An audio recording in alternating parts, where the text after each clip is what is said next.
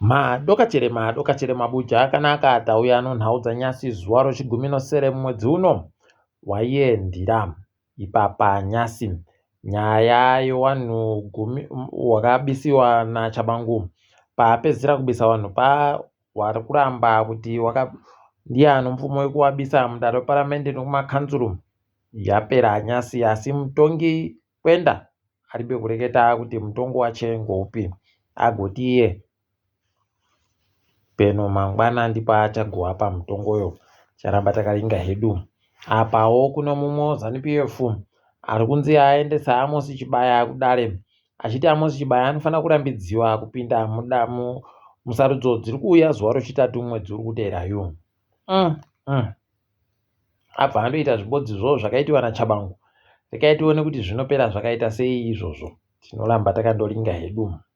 Iyo nyaya yakaendesiwapo kare nobato rosisisi kudare dzimhosva kuti Chabangu ndiye munhu ano mvumo yokuita zvaari kuita mubatomo kwai yataiwa nodare guru nyasi. Ipapa wagoreketa kutoti kwai bato rosisisi rinofanira kubuditsa umboo kuti Chabangu aribe mvumo yokuita zvaari kuita. Hino kuti umboo hwari kuda hwakanyanya kuita dini, unobva watoona kuti panochanja chopfene basi. Asi izvezvi muchiona ipapa mukatoringa kuona zvinoitiwa nematare edu, iye mukuru woema uye achigona kwai ipapa atoisiwa atopuwa bhero rache atodekara atokumba kwache kureketa kuno, ipo munotoona kuti kunyimiwa bhero kwaJobosikara wari kuziva zvauri kuita hawo. Rekai hedu tirambe takaringa. Kuno mumwe mudzimai anonzi Sandra Pamberi agonzi asungiwa nonyaya yekuti agobuditsa vhidhiyo ari kureketa kuti kambani yoAdela Construction kwai iri kuchera mvura yakasvipa ichienda kuotengesera vanhu. Zvandotishamisa ipapa kuti abva atosungiwa kwedu kuno. Rekai tirambe hedu takaringa, asi kuona kwedu wane zvimwe zviri kuitika kuseri zvisiri kuburika pachena kuti ndozvipi. Kumwe kuita kunoratidza kuti vano ZANU-PF waribe chisvino chavanofunga kuita kureketa kuno kwai George Charamba agoreketa kutoti tiri kutofunga kutoti wamunangarwa waseenzese masimba awo mutungamiri wenyika waite kuti guta roHarare riende muofisi mawo kuitira kuti wabatsire vanhu chirwere chekorera chireke kuenderera mberi. Unobva waita kuona kuti peno ipapa pauri kutomira kuti kana wakatadza kuita zvokuti ana mafume warambe waripo, wakandodzingiwa mafume wavo basa wauri kudayo, vanobva waita izvozvo kuratidza kuti ndiwo wari kutonga.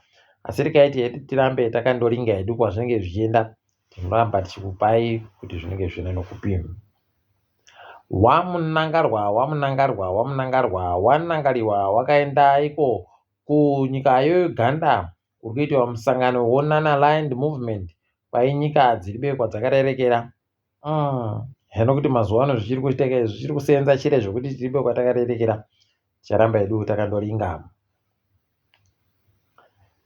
Hama dziri kuseenza naChabangu mukuita kaari kuita wari wapfumbamwe. Wari kuita kuzvitanika pachena idi. Nozuro uno kwagoburika kavhidhiyo wari naEzra Chisas Banda ari kuvabvunzurudza kuti wakambozvitekaedza sei. Idi unobva waita kuona kuti paribe kana chisvinu chavari kuda, paribe chinhu chobudiriro chavari kuda kuita, asi zvese kundodzongonyodza kuzviri kuitiwa basa rokuti hurumende ibisiwe pachigaro papindewo hurumende yoshanduko. Asi ticharamba takaringa hedu kuona kwedu wachazonyadzisiwa rimwe zuva hurumende yoshanduko yapinda ipo pachigaro po. Ticharamba hedu takaringa kwazvinenge zvichienda. Bhangi ronyika ragoreketa iro kutoti aiwa gori dipfamai henyu nokutoti zviri kuitika zvizvokugwako mari yonyika ndozvonguva pfupi. Panonetsa anonetsa wakomana. Unobva waita kuona kuti aribe chisvinu chaicho. Asi tikaitiramba hedu takaringa kwazvinenge zvichiperera nokutoti zvavari kureketa ivo vanenge vachitambira mayusa akakwana akazara, asi wari kuti mumwe munhu wese kaatambire mari yomunyika iyi kaitei sei nomari iyoyo mari yomunyika iyo aidi, unobva waita kuona kuti tinoita kutsitsiriwa nokwedu, zvakaita kunyangariwa chaizvo. Kwaburika kuti korera munyika yagwarasha vanhu 11 ikaita vanhu vanosvika zviuru 2,200 wabatiwa nayo. Izvi kwai zvakatoitika kusvika nozuro chaiye. Wakuru wehurumende watoreketa kuti vanhu wezveutano ndowakutoita vachiuya koringa kuti muri kuikana sei, mamuri kuchemana munyahwamu, kwai kupururana kwedu kwemakedekede pachiribe kuri kubvumiwa ipapa, ngazvireke kugodando kuitira kuti chirwere ichi chireke kugoramba chindoita kadambure kuenderera mberi. Tigoona kuti zvinenge zvipera sei ipapo, tinoramba takandoringa. Asi takaringana nenyaya dzokusaika kwemvuradzi, checheyo Latter Day Saints iya kwai yagopa izvezvi yakaita kuchera-chera zvibhorani nokuisa matengi omvura, zvinoita mari inoita $50,000 anomasere ozviuru $58,000 pachirungu kuinyati high density. Tiri kutenda kunzvimbo yobubi, tiri kuzvitenda izvo waita zvisvinu, ndokuti checheka inotungamira zvinhu zvinooneka izvi. Aiwa zvisvinu pamberi nayo. Kana muchiri kurangarira gore ra2022 tagoita nyaya yekuendesiwa kwesetilaiti ronyika kunze kwenyika kumberi kwoku, zvibatsirwa nehurumende yeJapan. Kwai rakatadza kuzvienderera mberi, rakambotipawo tushoma asi rakazozvitadza kusvikira izvezvi kureketa kuno kuchiribe chino, tabenuka pokare pekutanda. Asi aiwa kutanda ndo kunoita kuti zviite zvakanaka. Takutosvira ipapa kutoti wakuru wekwedu wanhadzirise pokare, waise mari zviite zvisvinu. Ticharamba takaringa kwazvinenge zvichiperera, kuti zvinenge zvichiperera papi chaipo. Tikaringa dzomutambo kamabhiriyati, kwai izvezvi ari kuita basa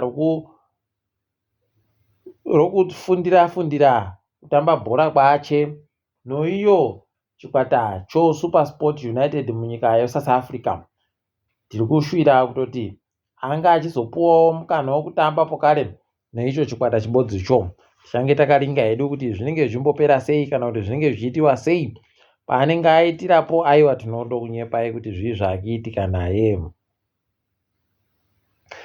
Nyika yeZimbabwe kumutambo wekiriketi yajiwa nonyika yoSri Lanka. Tiri kuti aiwa wamboitawo tusvinhu hwendo huno kekutanda watohwinawo iko kuSri Lanka ko. Saka zviri nani, at least ipapa tinondoti nanahasa humbudzi humwe bana hwii zvinoita zvisvinu zuva ramangwana riye. Ticharamba hedu takandoringa. Tikochiringa dziri kuitika pasi rese, kureketa kuno kwai wakanyora bvunzo dzokupedzisira dzechikoro dzowapwere matric pachirungu munyika yeSouth Africa, zvawakanyorazvo zvaburika. Kwai wanosvika 220 wakapasa. Kwai matunhu akanga ano akapasisa kudarika vamwe wese, ari kuti iro Free State ichiteerwa neKZN, ichiteerwa noGauteng, ichiteerwa noNorth West, kouya Western Cape, kwozouya Eastern Cape. Mamwe matatu ndiribe kana kusvika kwaari nokutoti tiri kuda baari kumasure, tiri kuda ari kumusoro chete.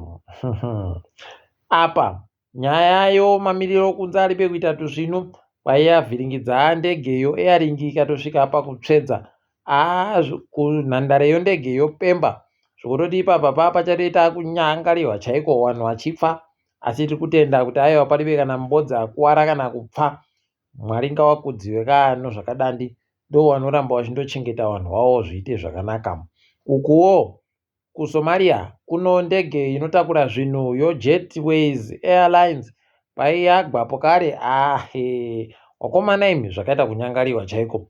Kwai mutyairi mubodzi wendege apfa, mubiyache akabva akuwara. Nhamo yaita kuvhiringidza mhuri yokwaNelson Mandela kureketa kuno sekuoneka iko zviri kuita. Zvanyasi adokerera mubvana waMandela asara mubodziyo, ari kutengesa zvinhu zvabamba wache padande mutande. Ari kutengesa kudaba kana chinhu chibodzi kuti chisare, kubvira kuzvitupa, mbasha nezvimwe zvakawanda-wanda zvese ari kutengesa kwai hurumende yeSouth Africa yange yamboramba kuti atengese zvinhu zvo achiti haiwa Mandera ngoedu akuna abva aenda kumatarotsi mhosva achipukuta maripo kare kusvikira azohwina nyaya achibva abvumidziwa kutengesa. Unobva watoona kuti zvakaita kuoma.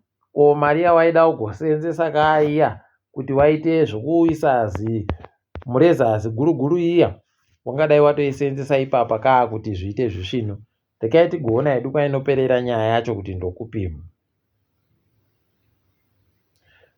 Kwai mambo Charles kuBritain aburika pachena kuti ari kuhwara ari kuita batusvinu. Rekai timusvire kupora.